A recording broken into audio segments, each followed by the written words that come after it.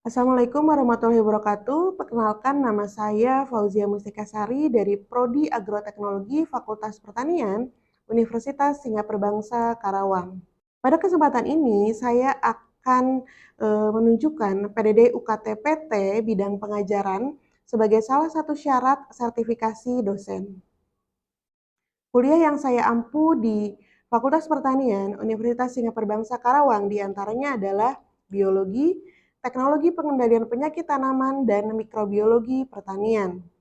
Semua mata kuliah yang saya ampu sudah sesuai dengan latar belakang pendidikan saya, yaitu S1 atau Sarjana Prodi Mikrobiologi dan Magister Prodi Fitopatologi. Saya akan menyampaikan ulasan salah satu mata kuliah yang saya ampu, yaitu Mikrobiologi Pertanian.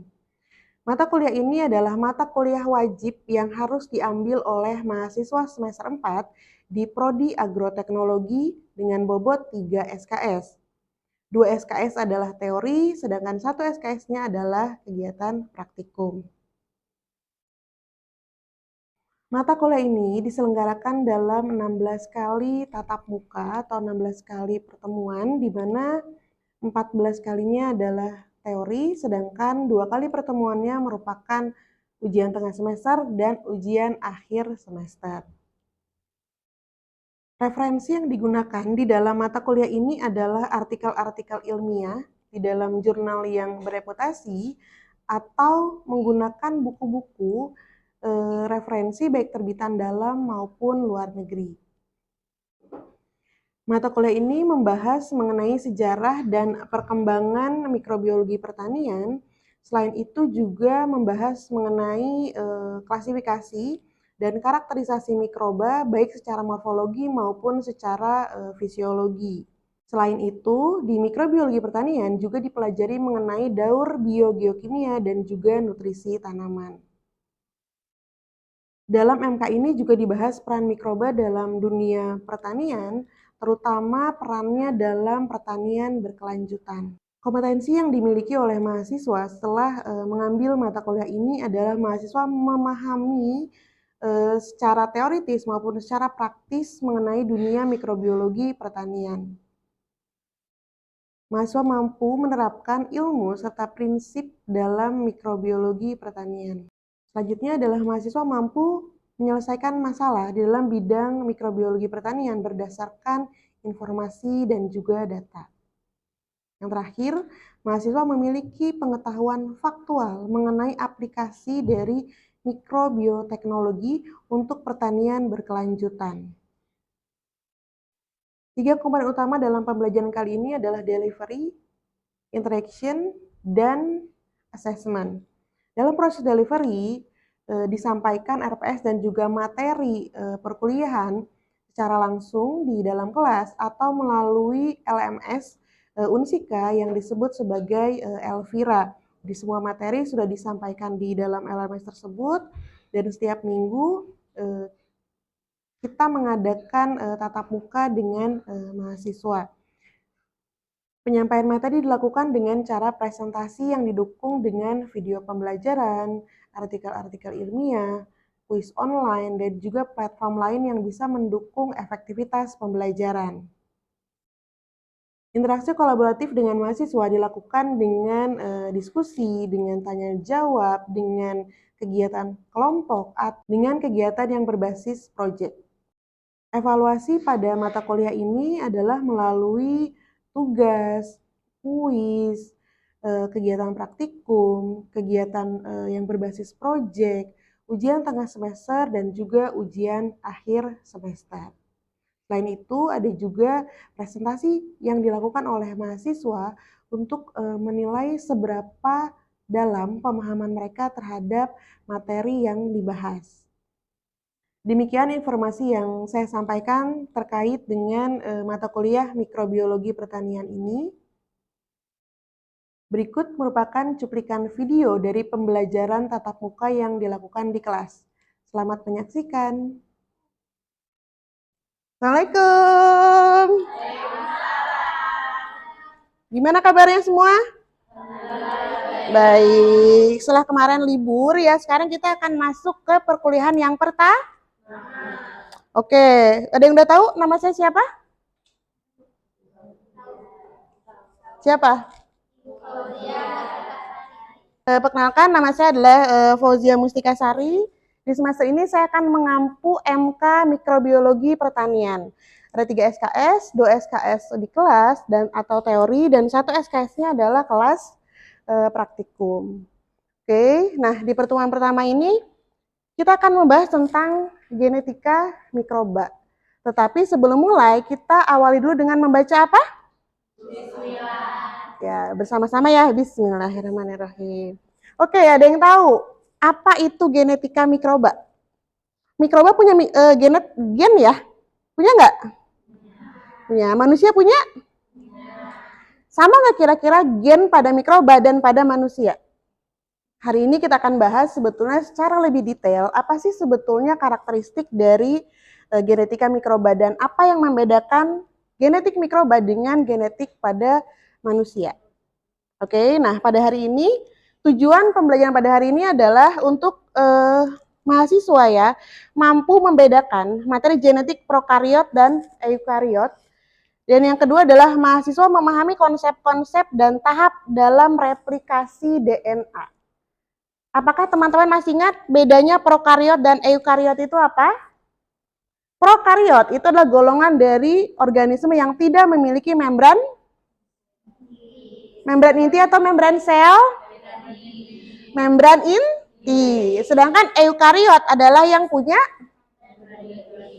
siapa atau apa contoh organisme prokariot? Bakteri. Eukariot? Jamur. Terus apa lagi? Hewan, tumbuhan. Manusia masuk golongan yang mana? Eukariot atau prokariot? Eukariot. Oke, sekarang kita lihat gambar di sini. Ada banyak sekali organisme di sini. Menurut kalian, apakah jumlah kromosom dari organisme di dalam gambar ini sama atau tidak? Kromosom manusia jumlahnya ada berapa? 46. Bakteri tahu nggak berapa jumlah kromosomnya? Banyak. Apakah lebih banyak atau lebih sedikit daripada manusia? Banyak. Kira-kira berapa? 100? 200? 1? Bakteri hanya punya berapa? 1 kromosom saja. Ini perbandingan dari jumlah kromosom pada organisme yang lain ya. Oke. Oke, selanjutnya inti dari materi genetik itu adalah kalian harus bisa membedakan gen dan genom. Apa bedanya? Gen itu hanyalah sebagian kecil dari DNA yang mengkode suatu sifat. Kalau genom itu adalah keseluruhan sifat dalam suatu makhluk hidup. Jadi yang membentuk Novi seperti sekarang itu adalah gen atau genom? Genom, karena keseluruhan ya.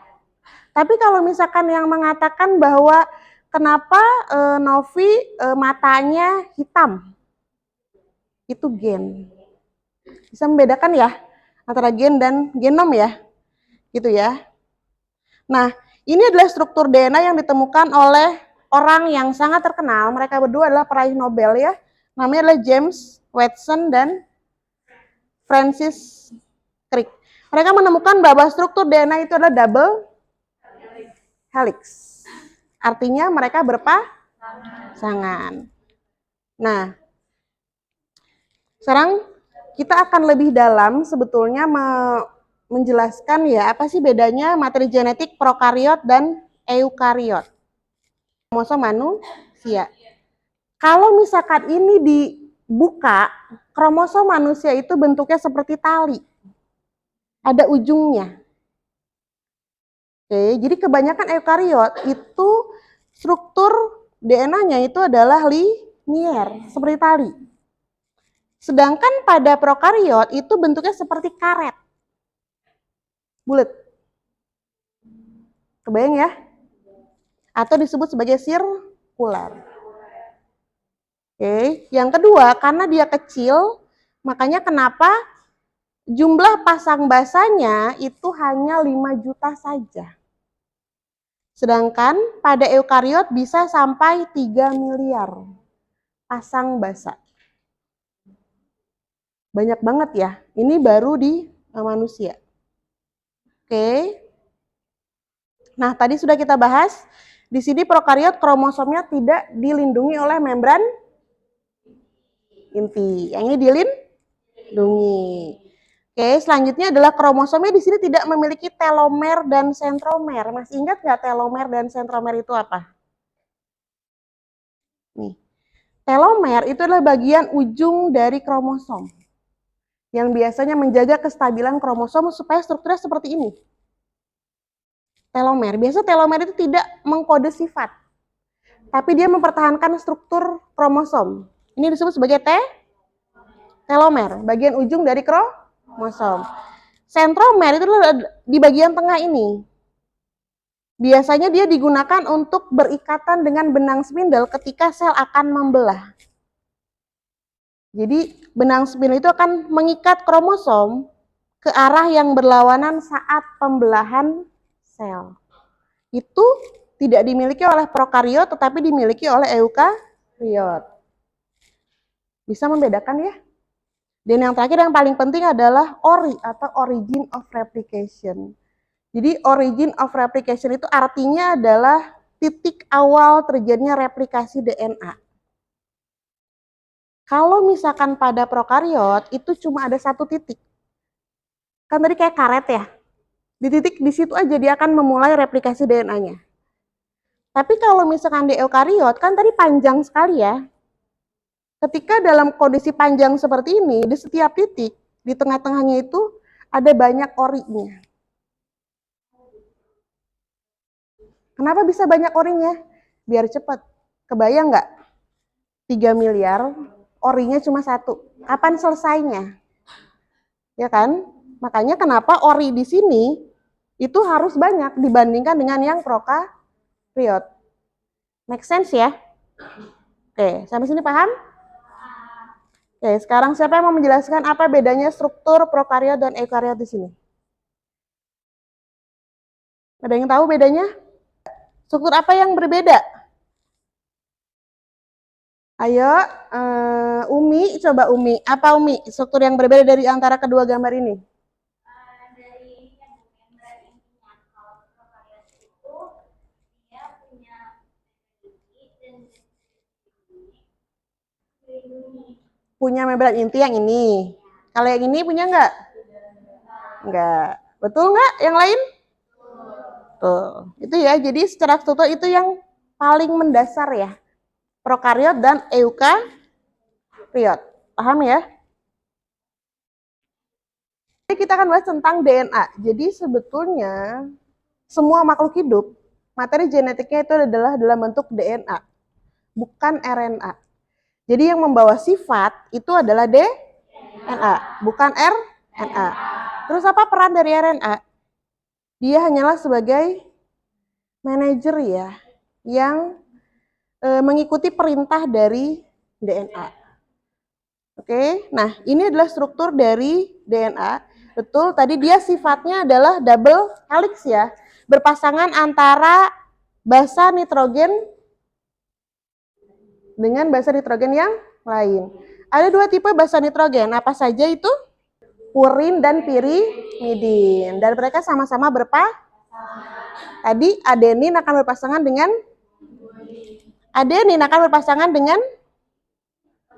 timin. Sedangkan guanin berpasangan dengan sitosin. Kalau melihat dari struktur ini, kalian tahu nggak struktur DNA itu terdiri dari apa saja? Yang P kecil ini namanya apa kira-kira? P. Fosfat. Yang S ini adalah sugar atau gula. Gula pentosa. Nah, yang ATGC ini adalah basa nitrogen. Ketika fosfat, gula, dan basa nitrogen bersatu, ini disebut sebagai nukleotida. Tidak. Kalau tanpa fosfat, hanya gula dan basa nitrogen saja disebut nukleosida. Kebayang? Di gambar ini ada berapa nukleotida? Coba hitung. Ada jawaban lain?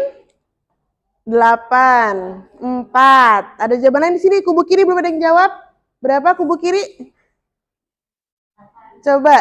8. Yang depan berapa? Neja berapa, Neja?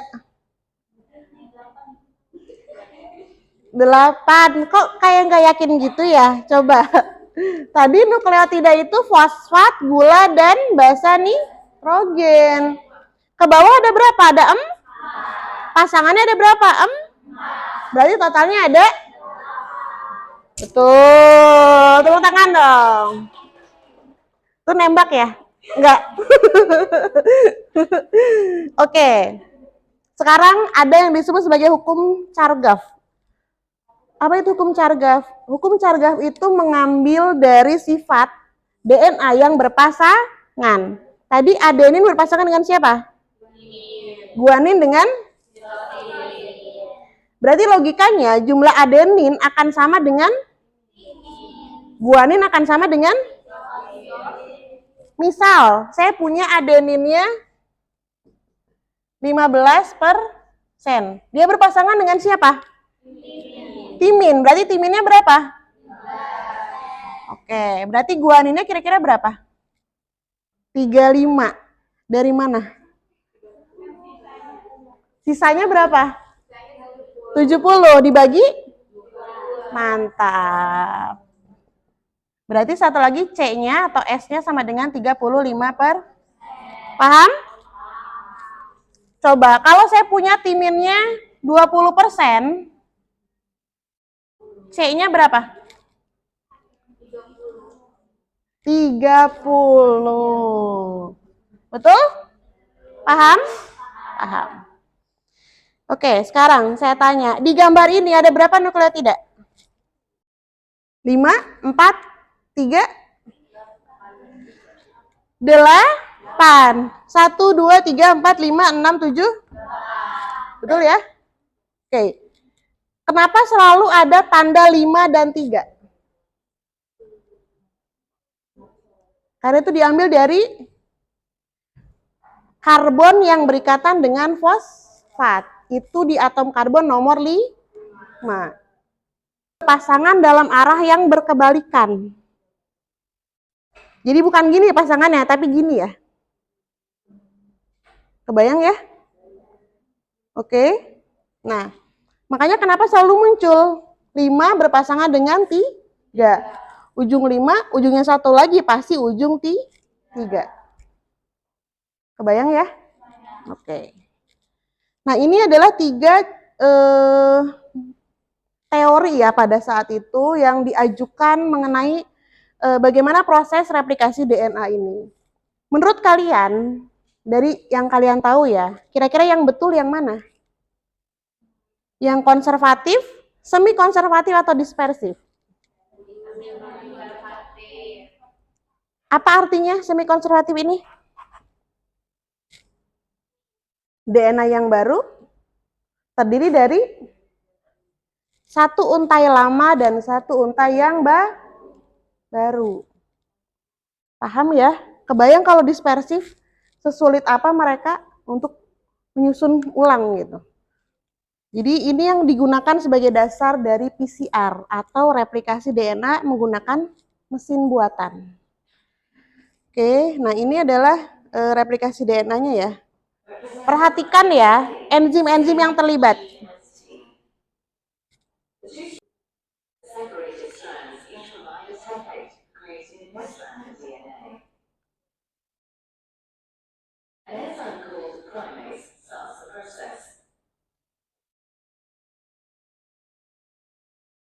This enzyme makes a small piece of RNA called a primer. This marks the starting point for the construction of a new strand of DNA. An enzyme called DNA polymerase binds to the primer and will make those strands of DNA. DNA polymerase can only add DNA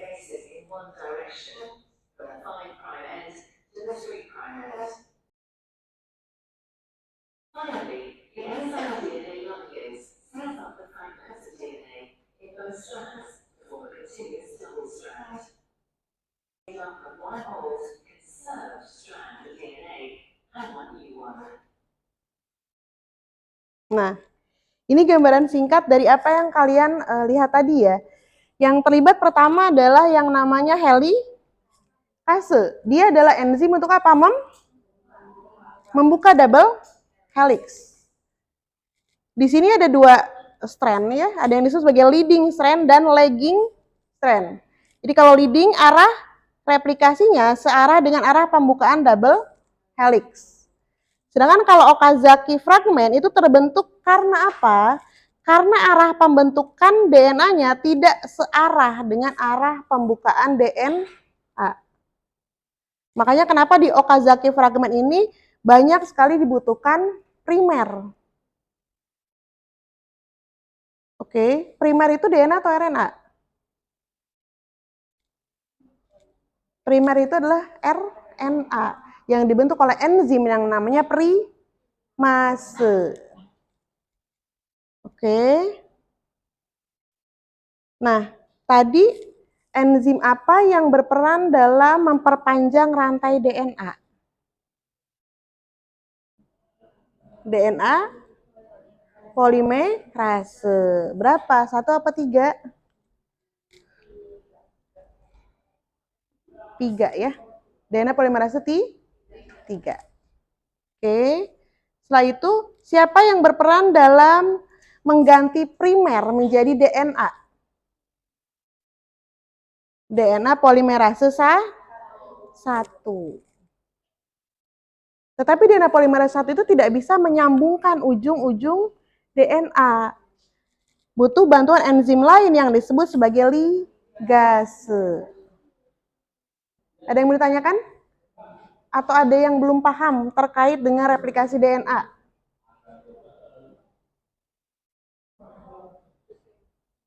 Paham ya? Betul? Insya Allah. Nanti kalau ditanya bisa? Insya Allah. Bismillah ya. Nah ini kita kita bahas sedikit. Jadi yang pertama sebetulnya tadi tidak disebutkan di video, ada enzim yang disebut sebagai girase ya. Dia ada di ujung untuk mengurangi tekanan kromosom. Kalian kebayang nggak sih kalau rambut kalian di apa sih namanya?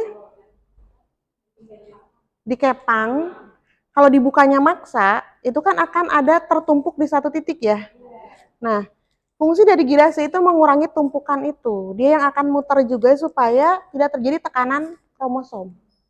Yang kedua adalah helikase. Tadi fungsinya untuk apa? Membuka. Polimerase 3 memanjangkan DNA dari ujung 5 ke polimerase 1 menggantikan primer. Ligase menyambungkan fragmen Okazaki. Terus kalau primase sintesis RNA SSB. Ini bukan tempat makan ya. SSB itu adalah single stranded binding protein. Dia berperan untuk apa? Mengikat untai tunggal DNA. Jadi ketika sudah terpisah oleh helikase, dia tidak balik lagi ke double helix. Terpisah. Jadi dia berikatan sama si single helix. Single strand maksudnya ya. Kebayang ya? Oke, sekarang kita review ya. Coba. Nomor 1. Tadi ingat nggak? Apa nama enzim yang perannya mengganti primer dengan DNA? 1 atau 3? 1 or 3? 1. Oke, betul? Oke, nomor 2. Siapa yang tidak terlibat dalam inisiasi replikasi? Kenapa? Dia di tahap apa sih dipakainya? Di akhir. Oke, ini gasnya ya. Nomor 3. Coba, siapa yang mau mengerjakan ke depan? Angkat tangan yang mau mengerjakan. Siapa yang mau? Ayo. Ada yang mau nggak? Kalau misalkan kita punya urutan seperti ini sebagai template, sebutkan atau tuliskan hasil replikasinya. Coba, siapa yang mau? Boleh langsung ke depan. Nanti saya kasih nilai plus ya. Ya, sini, maju. Coba. Neja, yuk. Ya. Tulisannya yang besar ya, biar terlihat oleh teman-temannya. Ya, boleh. Langsung jawabannya aja ya. Oke.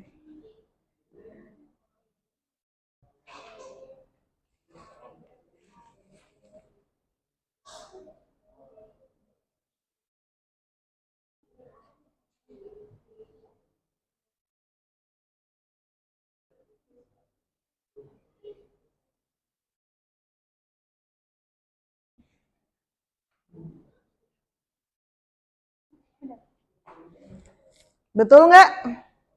Ada yang salah? Oke, yang pertama G, betul berpasangan dengan C. Selanjutnya T, C, A, G. Betul ya? Oke, kasih plus dong buat Neja, boleh ya? Terima kasih.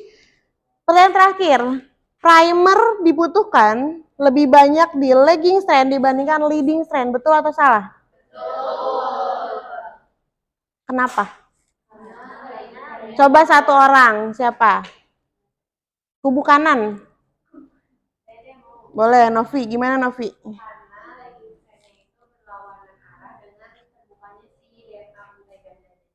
Sehingga dia membutuhkan lebih banyak primer. Betul nggak?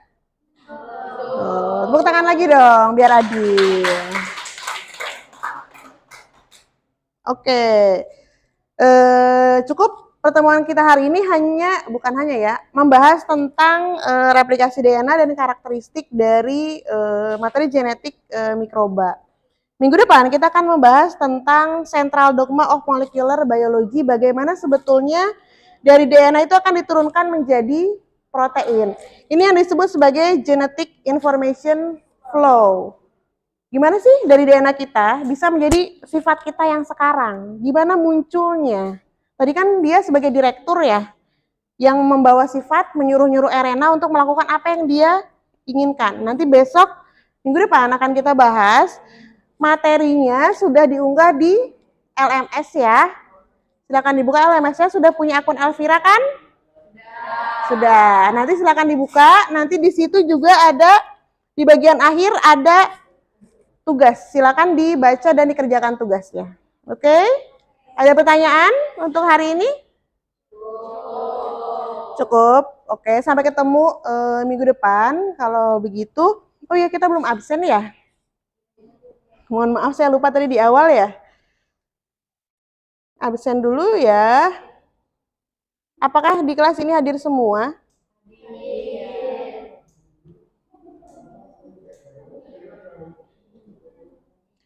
Oke, nanti saya cek di Siska ya. Semuanya hadir ya?